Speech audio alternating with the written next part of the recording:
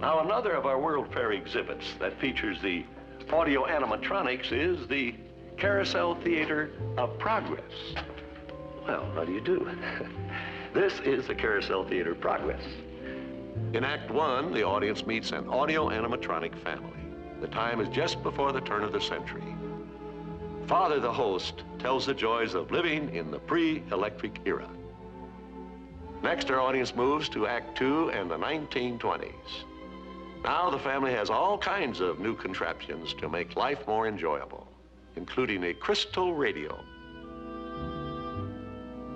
Then our audience moves to the fabulous 40s, the beginning of the electronic era and the age of television.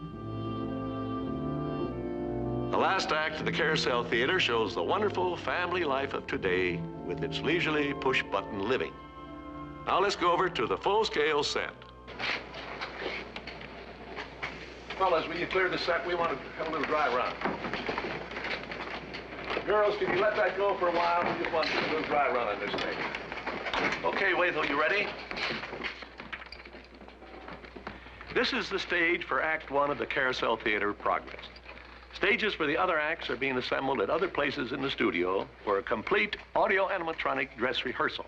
Now, this contraption here might look like something from outer space, but it's actually a control harness for programming the actions and gestures of our audio animatronic figures. Shall we show them how it works? Really won't. This is the Carousel Theater host. Whatever the man in the harness does, this figure will respond simultaneously in the same manner. Would you care for your life? I don't think we better. No smoking on the stage. He can, read the newspaper. How about showing how you read the newspaper? What's the date of that thing? 1890. The operator of the control harness has to be a bit of a ham actor, as you can see. Now, you know, all of the operator's actions are recorded on tape, and separate tapes are made for each of our figures. And it takes lots of rehearsal and refinement to get the gestures to be lifelike. Adding dialogue is a separate operation. For this, the operator synchronizes his lip movements with a pre-recorded dialogue track. In this way, we make the figures talk.